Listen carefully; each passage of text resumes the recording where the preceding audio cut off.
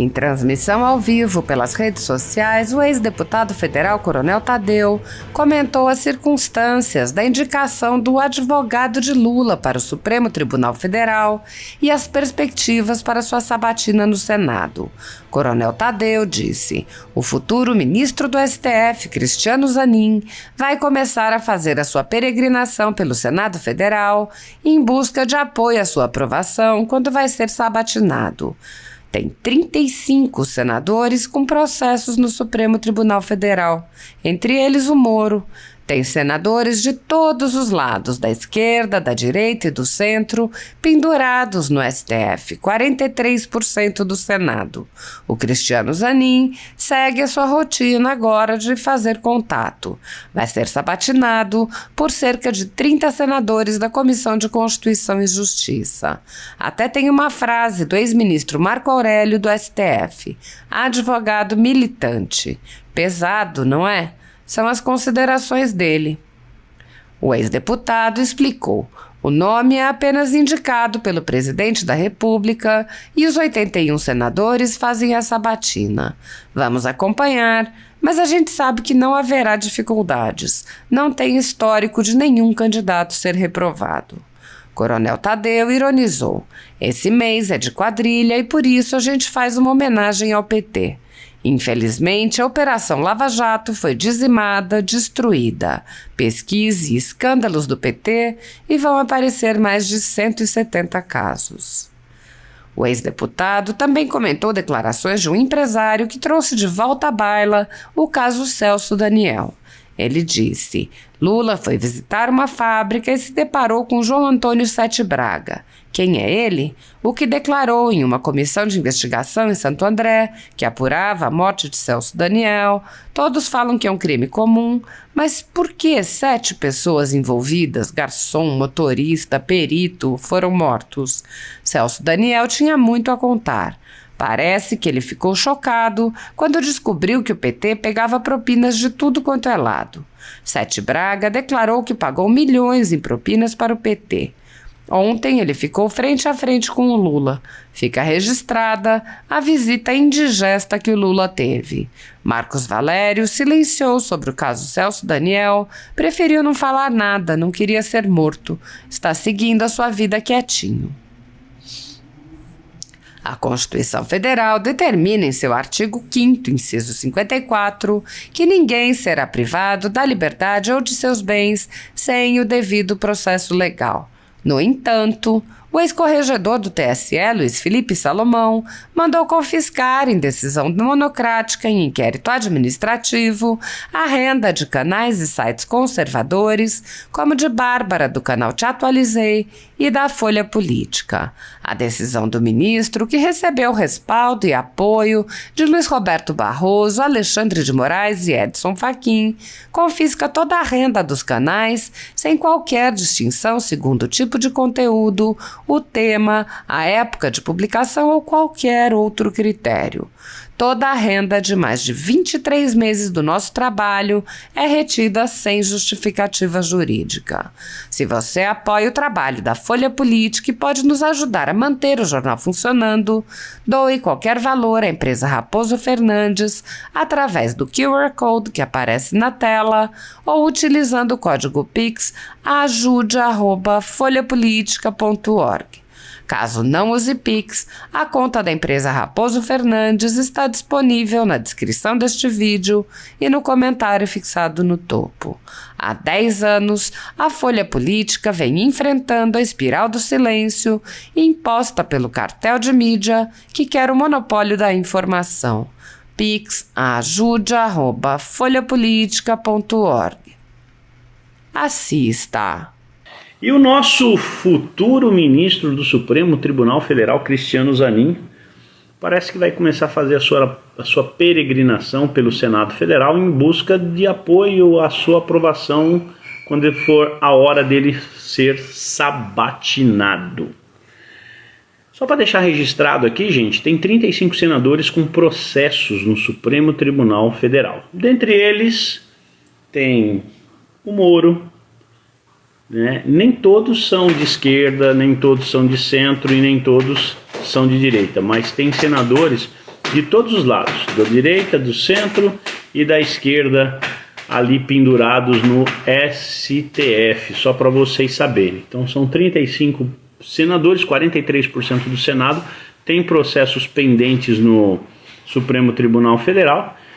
E de qualquer forma, o Cristiano Zanin, ele segue a sua rotina agora de fazer contatos, porque a qualquer momento ele vai ser sabatinado, primeiro na Comissão de Constituição e Justiça, por volta de 20 a 30 senadores fazem parte da Comissão de Constituição e Justiça, sendo aprovado na Comissão de Constituição e Justiça, segue para o plenário, mas pode ter certeza que ele deve falar com todos ou com quase todos os senadores. Até tinha uma frase do Marco Aurélio, ex-ministro do Supremo Tribunal Federal, hoje tem uma frase dele dizendo: advogado militante. Pesado, né? Tá aí o Marco Aurélio fazendo as suas considerações sobre essa indicação do Cristiano Zanin pelo Lula. Lembro que eu já falei aqui, é mais do que legítimo que o presidente indique um nome para o Supremo Tribunal Federal. Esse nome é apenas indicado, mas esse nome é sabatinado só pelo Senado Federal. Somente os 81 senadores é que fazem a sabatina do candidato à vaga de ministro do Supremo Tribunal Federal. Tá ok, gente? Então a gente vai acompanhar isso daí, mas a gente sabe que é tudo, como é que chama?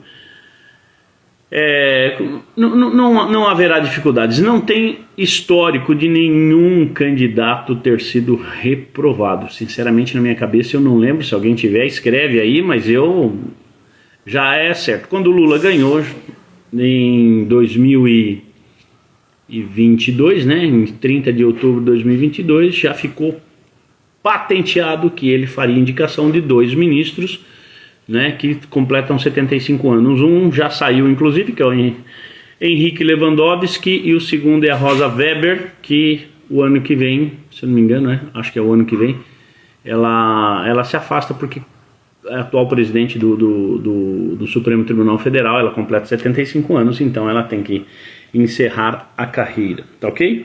Bom, gente, por último, que eu até escrevi aí no YouTube e no Facebook, né, e depois eu vou escrever aqui no Instagram, a visita indigesta que o Lula teve numa fábrica de ônibus elétricos em São Bernardo do Campo. Se vocês não sabem, o Lula está em São Paulo. Acho que ainda está, mas pelo menos ontem ele estava.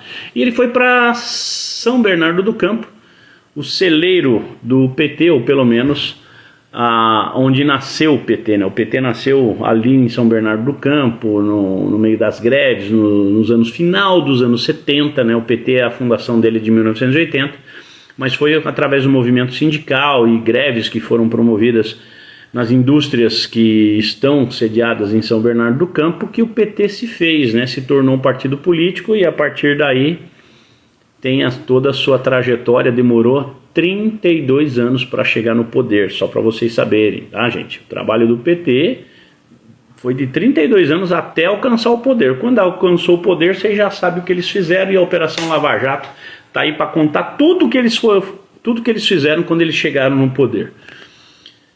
Trabalharam bem. Eita, rapaziada, viu? Meu Deus do céu, né? Esse mês é mês de quadrilha, né? Então a gente faz essa homenagem ao PT, porque haja quadrilha nos anos que o PT comandou o Brasil, viu? Infelizmente a Lava Jato foi deteriorada, né? Foi dizimada, foi implodida e não temos mais a Operação Lava Jato. Mas ali foi comprovado. Eu já falei aqui, vou falar de novo, né? Digita aí escândalos do PT que vocês vão ver que vai aparecer mais de 170 casos para vocês se divertirem e saber onde é que foi que o PT roubou e onde é que ele não roubou. Aliás, diga-se para onde é que foi que o PT não roubou. Mas tá aí, e o Lula foi então fazer essa visita e chegou lá, ele se deparou com o João Antônio Sete Braga. Quem é João Antônio Sete Braga? Foi um cara que em 2002, na Câmara Municipal de Santo André, declarou na sua oitiva, na comissão de inquérito, eles chamam de CI, né? Não é CPI, é CI, Comissão de Inquérito, Comissão de Investigação. ele declarou na CI que tramitava dentro da Câmara Municipal de Santo André que apurava a morte do Celso Daniel, que foi morto no dia 18 de janeiro de 2002, o prefeito de Santo André. Ele foi morto. Todo mundo fala que foi um crime casual, foi uma quadrilha da Zona Sul que pegou, né? Mas por que 7 pessoas depois que o Celso Daniel foi morto foram mortas também junto? Várias, o garçom, o motorista, foi morto o perito e por aí vai. O Celso Daniel tinha muito o que contar e parece que o Celso Daniel ele ficou chocado quando ele soube que o PT pegava propinas de tudo quanto é lado. E o Sete Braga, ele tinha uma empresa e ele declarou que pagou 2,5 milhões em propinas ao PT daquela época. Ao PT daquela época. Então não é na época do governo não, o PT já vinha praticando o roubo, a corrupção muito antes do que se imagina. E esse Sete Braga aí teve frente a frente então com o Lula ontem, né? Que a visita foi feita ontem nessa empresa Eletra. E o Lula, acho que ele jamais imaginaria que o Sete Braga é sócio dessa Eletra, uma empresa de ônibus elétricos que fica em São Bernardo do Campo. Isso para ficar registrado a visita indigesta que o Lula teve, né? Aliás, o Lula não gosta muito que fale do caso Celso Daniel, muita gente não gosta que fale nesse caso do Celso Daniel, mas é um caso que o Marcos Valério inclusive silenciou. O ano passado ele resolveu abrir a boca que se ele falasse tudo que ele sabia sobre Celso Daniel, ele ia implodir o PT e com certeza poderia ser mais um morto, então ele preferiu não ser morto e ficou quietinho, tá aí levando a sua vida, acredito eu que já solto, né, com tornozeleira, no regime aberto, alguma coisa assim, mas ele está cumprindo a sua pena pelos milhões que ele catou de caixa 2 para poder fazer o caixa do PT. Roberto Jefferson, Bob Jefferson, vocês viram o que aconteceu com ele, gente? Está preso lá na cadeia, ele sofreu uma queda, vontade de espirrar, ele sofreu uma queda dentro da cela dele, passou mal, e aí foi autorizado ele ser transferido para um hospital, parece que ele está na UTI de um hospital sendo tratado, tá bom? Só para vocês saberem desse fato, que ele está preso, né, em regime fechado, está lá ainda em regime fechado, não é semiaberto, mas ele deve ter uma idade avançada. Eu acredito que ele deva ter mais de 70 anos, gente, mais de 70 anos, mas está preso, está dentro da cela, e aconteceu esse fato aí com o Roberto Jefferson para dar notícia para vocês. Por último, que é praticamente o assunto principal da nossa live aqui, hoje foi um tiroteio em cima do Rui Costa.